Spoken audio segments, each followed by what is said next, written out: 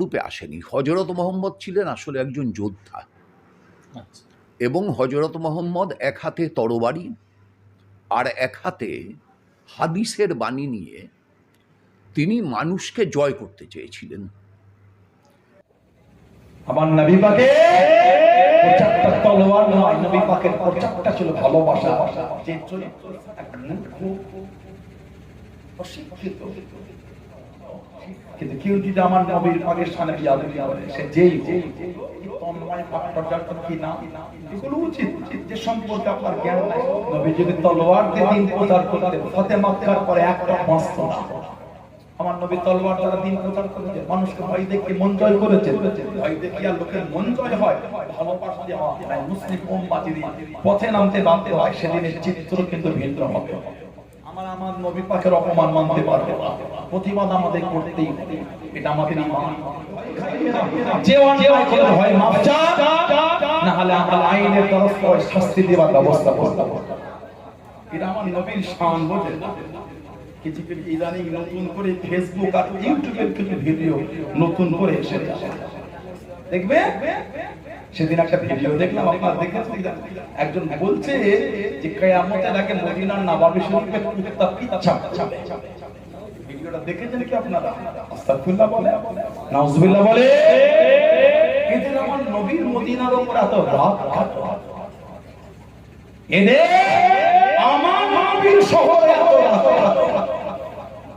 আমাদের নবী বলে, তোমরা আমার মদিনায় মরার চেষ্টা করো, যে আমার মদিনায় মরবে তাকে আমি সাথে করে আল্লাহর জান্নাতে যাব। মদিনার মাকামটা যাতা পাবেন।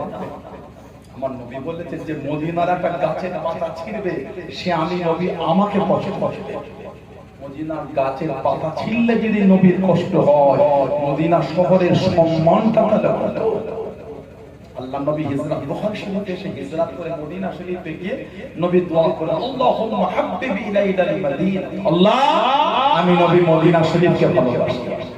কাহুবিনা মক্কা, আল্লাহ যেমন আমি নবী মক্কা শরীফকে ভালোবাসি, তেমন আমি নবী মদিনা শরীফকে ভালোবাসি। তারপরেই বলেন আল্লাহ আমি নবী মদিনা শরীফকে মক্কা শরীফের থেকেও বেশি ভালোবাসি। সুবহানাল্লাহ বলবেন। হাদিস শরীফে এসে যে কিয়ামত পর্যন্ত মদিনা শরীফে প্রবেশ করার প্রত্যেকটা রাস্তায় আল্লাহ পাকের ফেরেশতারা দাঁড়িয়ে দাঁড়িয়ে পাহারা দেয়। সুবহানাল্লাহ বলবেন। বললেন আলহামদুলিল্লাহ, এত ইজ্জত আল্লাহ মদিনা শরীফে দিয়েছে। আল্লাহ রাসূল বলেছে, যে ব্যক্তি আমার মদিনার লোকেদের করে মিথ্যার উপরে ভয় খাওয়ায়, আল্লাহ ওকে জাহান্নামের আগুনে ওইভাবে পিষবে যেমন পানিতে গলিয়ে দেয়, যেমন সীসা আগুনে গলায়, আল্লাহ ওই ব্যক্তিকে জাহান্নামে পিষবে যে আমার মদিনা শরীফের লোককে মিথ্যার উপর ভয় খাওয়ায়। মদিনা শরীফের লোককে যদি মিথ্যা ভয় খাওয়ালে এই শাস্তি হয়, আমার নবীর শানে বিয়াদবি করলে তার জন্য কি আছে? এটা নবীর শান বোঝে না।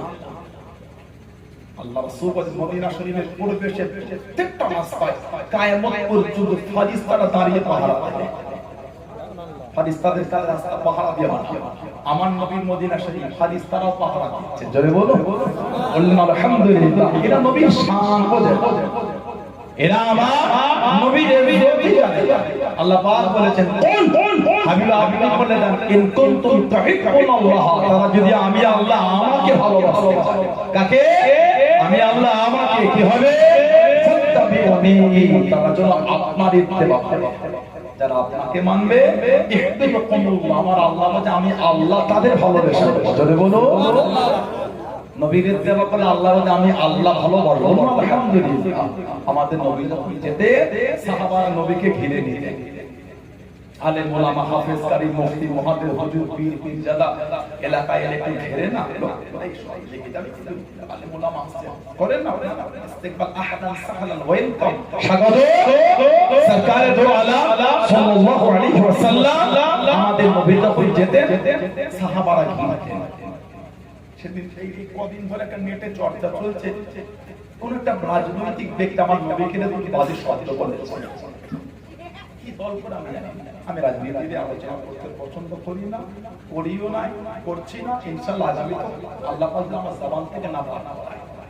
দেখুন আমার কাজটা অন্য, কিন্তু কেউ যদি আমার নবীর পাকের সামনে বিয়াদবি করে, সে যেই ঠিক না বলুন?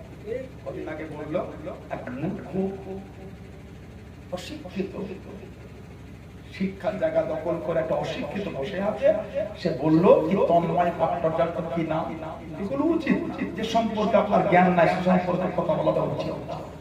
আজও গুগলে গিয়ে দেখবেন best of the man the world লিখে সবথেকে প্রথমে যে নামটা, ওই নামটা হবে আমাদের নবী সরকার দু আলম হাবিবে মুস্তাফা শাহেনশাহ দু জাহান মুহাম্মদ মুস্তাফা সাল্লাল্লাহু আলাইহি ওয়াসাল্লামের জন্য বলুন না সুবহানাল্লাহ।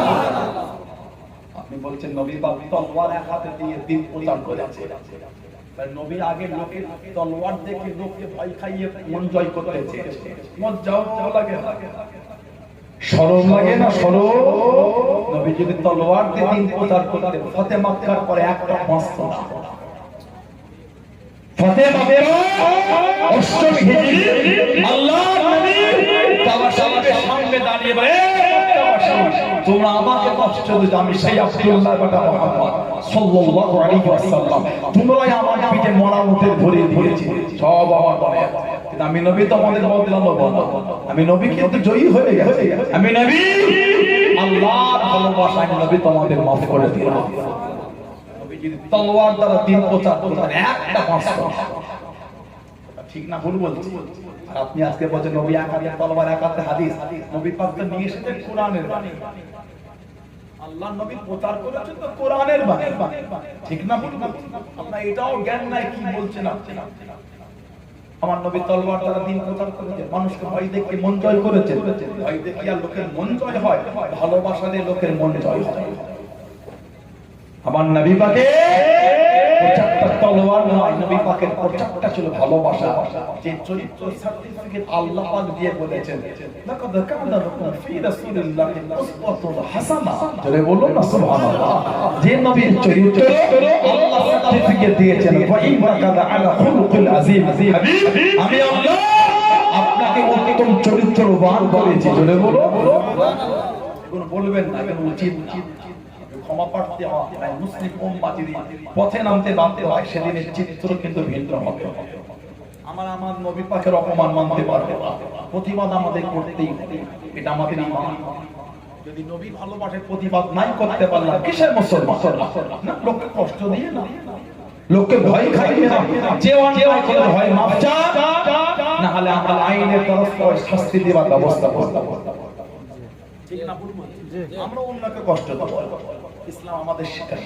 আমার নবী তখন যেতে সাহাবারা নবীকে ঘিরে ঘিরে আল্লাহ পাক কোরআন শরীফের আয়াত দিয়ে বলে দিলেন, হাবিব আল্লাহু ইয়াসিউকা মিনান নাস, আল্লাহু ইয়াসিউকা মিনান নাস, আপনাকে গাদ দেওয়া লাগবে না, আল্লাহু ইয়াসিউকা মিনান নাস, হাবিব মানুষের কাছ থেকে আমি আল্লাহ আপনাকে হেফাজত করব, জোরে বলো, জোরে বলা যাবে না?